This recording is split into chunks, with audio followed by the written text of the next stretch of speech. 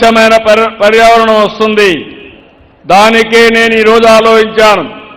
ఒకప్పుడు విజన్ 2020 అంటే చాలా మంది ఎగతాళి చేశారు. అది ఈరోజు హైదరాబాదు చూస్తే అందరికీ అర్థమవుతుంది.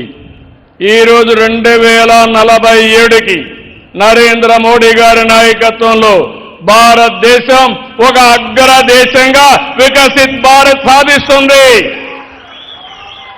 అదే సమయంలో ఆంధ్రప్రదేశ్ రాష్ట్రం మీరు రాసి పెట్టుకోండి, ఇప్పుడే ఒక సంవత్సరానికి 30,000 రూపాయలు పెరిగిందని మీ కలెక్టర్ గారు చెప్పారు.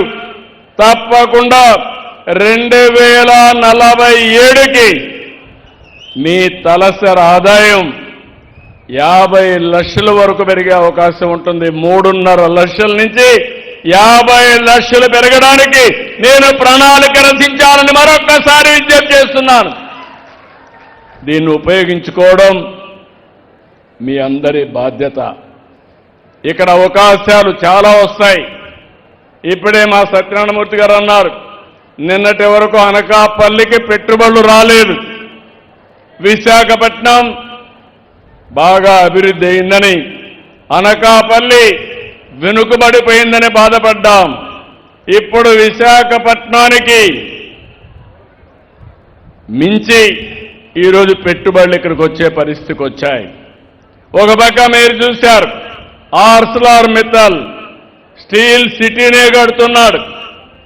ఈ ప్రాంతం అంతా కూడా చాలా వరకు డేటా సెంటర్లు వస్తున్నాయి. ఇంకో పక్క అల్యూమినియం ప్లాంట్ వచ్చింది, ఫార్మా వస్తా ఉంది. అంటే మీరు అనుకోవాల్సింది, భవిష్యత్తులో అనకాపల్లిలో లేనటువంటి ఇండస్ట్రీ ఉండదు.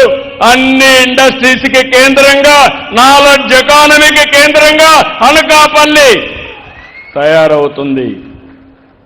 అలాంటి అనకాపల్లిలో మనం గుర్తుపెట్టుకోవాల్సింది, ఒక పరిశుభ్రమైన ప్రాంతం ఉండాలంటే ప్రతి గ్రామం జీరో వేస్ట్ పంచాయతీగా తయారు కావాలి. జీరో వేస్ట్ అంటే చెత్త లేకుండా పోవడమే కాదు, ఉత్పత్తి అయ్యే ప్రతి ఒక్క వ్యర్థాన్ని బాధ్యతతో ఎక్కడికక్కడ దాన్ని నిర్వహించడం. ఇప్పటికే నాకు చాలా ఆనందంగా ఉంది.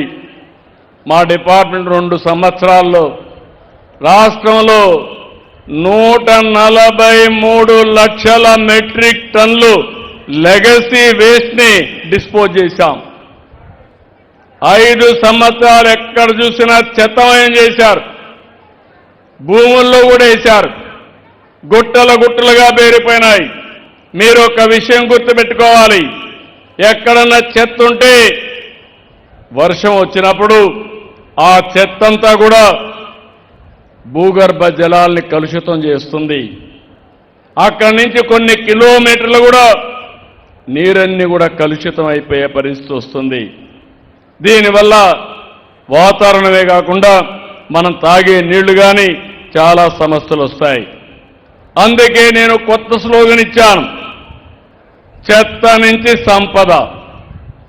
అందరూ కొంతమంది ఆశ్చర్యంగా చూశారు, ఇదేంటిది అవుతుందా అని. ఈరోజు మీరు చూస్తే చెత్త నుంచి కాంపోస్ట్ తయారు చేస్తున్నాం, చెత్త నుంచి కరెంటు ఉత్పత్తి చేస్తున్నాం, చెత్త నుంచి గ్యాస్ ఉత్పత్తి చేస్తున్నాం. ఈరోజు ప్లాస్టిక్ అంతా కూడా మళ్ళీ పంపించి ప్లాస్టిక్ పరిశ్రమలో మళ్ళా కొత్త ప్లాస్టిక్ తయారు చేస్తున్నాం. ఈరోజు ఒకటే కాదు, మీరు ఒకసారి చూస్తే స్వచ్ఛ రథాలు పెట్టాం, ఊరూరికి పంపిస్తున్నాం. ఒకప్పుడు నేను చిన్నప్పుడు చూసేవాడిని, కొంతమంది వచ్చేవాళ్ళు పాత వస్తువులు ఇస్తే డబ్బులు ఇస్తామని తిరిగేవాళ్ళు.